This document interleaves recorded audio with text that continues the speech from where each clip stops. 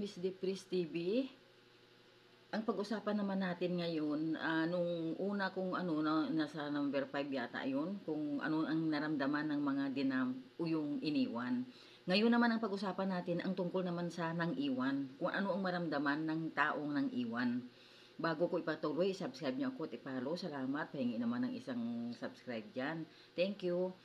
Ang naramdaman naman ng tao na nagdump o nangaliwa o nang iwan ay number 1. Masaya siya sa panahon na kasalukuyan na nagdadump siya.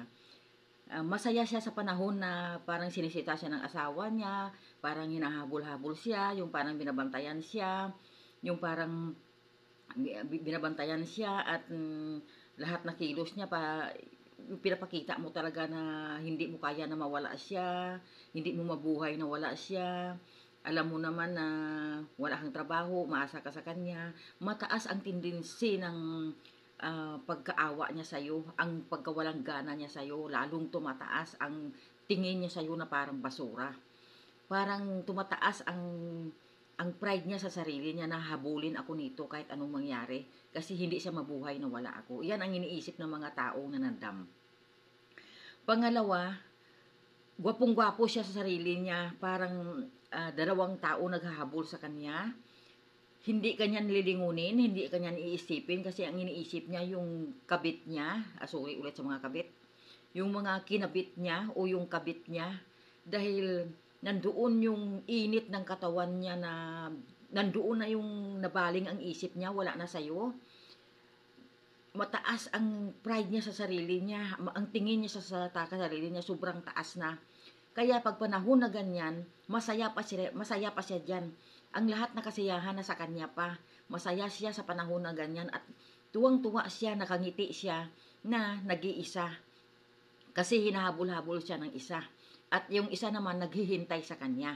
Yun ang naramdaman niya. Sobrang saya, sobrang sarap sa pakiramdam. Pangalawa, ito na, nang ibinigay mo na siya sa kabit niya, nagsama na silang dalawa. Yun, masaya pa rin yun dahil honeymoon, halos sila araw-araw. O siguro sa isang araw, mga binibilang. Siguro mga 3 beses o hindi sila makatulog magdamag yan. Ganun yan sa stage sila ng honeymoon. Talagang masaya sila. Hindi ka iniisip niyan, maniwala ka sa akin. Yung mga iniwan, hindi iniisip niyan. Ang iniisip niya yung sarap sa katawan niya, yung ginagawa nila, yung saya. Sige, masaya sila, parang gusto niya tulungan talaga yung tao na kinabit niya na talagang nandoon yung pag-iisip niya talaga, wala na sa'yo, basura ka na sa tingin niya. Ito na, nagsama na sila. Pangatlo, pag tumagal na ang pagsasama nila, na medyo may away-away na may tampuhan na, siyempre yung nangdam at saka yung dinam, iniisip niya yan. Yung mga nangangabit na yan, nangangaliwa na lalaki na yan. Ang isipin niya doon sa bagong kabit niya, baka magluko kasi gawain niya eh. Ito naman na kinabit niya, mag-isip naman, iniwan niya nga yung una niyang asawa, ako pa kaya? Hindi maaari niyang hindi niya isipin yan hanggang sa magkanda isipan, magkasilusan na yan silang dalawa, may away na. Pagdating na may away na yan dyan, hindi maaari yan na hindi siya magsisi sa mga pinagagawa niya, na sa iniwan niya. Na kung ganito lang naman pala na ganito lang naman pala ang sarap na ramdaman ko, hindi naman pala tatagal, sa una lang pala. Sana hindi ko na iniwan. Mag-isip yan na ganun, maniwala kayo kung mahal ka talaga ng lalaki. Yung mangga na nginuya mo, binuga mo sa bunganga niya, yung linunok niya, sobrang mahal ka niyan, maniwala ka. Kaya hindi maaring hindi ka isipin yan ng mga lalaki na iniwan ka. Hindi maaring hindi ka isipin yan. Umiiyak yan ng palihim, maniwala kayo sa akin. Kaya isipin natin, baka ako lang ang sabihin ng babae na iniwan, baka ako lang umiiyak ng ganito, baka siya hindi. Huwag kayong maniwala. Umiiyak yan sa lihim. Naglilihim yan, sa umiiyak yan. Pag tinanong ng kabit niya yan, sabihin, wala. Pero ang totoo na maga na yung mata niya sa kaiiyak. Yan ang katotohanan, maniwala kayo. Kaya huwag kayong mag-isip na tayo lang mga dinam, o mga yung babae lang na dinam ang masakit. Masakit din yun sa nang iiwan. Tandaan ninyo, hanggang sa pagdating ng araw niyan, tandaan ninyo, kaya ito, huwag niyong pabayaan ang sarili ninyo. Kasi alam niyo kung bakit? Ang Diyos ay hindi natutulog sa mga taong masasama, sa mga taong gumawa. Alangan naman sabihin niya na, Ay, itong anak ko na ito, nagkasala ito, bigyan ko pa ng regalo ito. Wala kang makikitang ganun na ama. Ang ama, pag ang anak nagkamali, parusahan at parusahan talaga. Kaya, huwag ka mag-alala yung ikaw na dinamka sa ngayon. Ang karma, parang pelikula. Kung hindi man ah now showing, coming soon yan. Tandaan mo yan, maniwala ka. Mayroong magsisisi dyan pagdating ng araw na sobra-sobra pero wala ka nang magawa. Kaya ang gagawin ninyo, mga babae kayo, o mga katulad ko na mga dinam, huwag nyo nang tanggapin yan kung sa oras na bubalik sa inyo yan. Huwag nyo nang tanggapin yan kasi darating ang araw yan at babalik sa iyo at maalala ka niyan kasi minahal ka rin yan kahit papano. Kung papano niya minahal ang kabit niya ngayon, masubra ang pagmamahal niya sa iyo nung una. Kaya lang dahil sa bumaba ang tingin niya sa iyo at bumaba ang pagmamahal niya sa iyo, kaya nangyari lang yan. Pero ang totoo man, mahal na mahal ka niyan. Dahil sa mayroon na sirong na toxic sa pagsasama ninyo, kaya nagawa niyang umalis sa piling mo.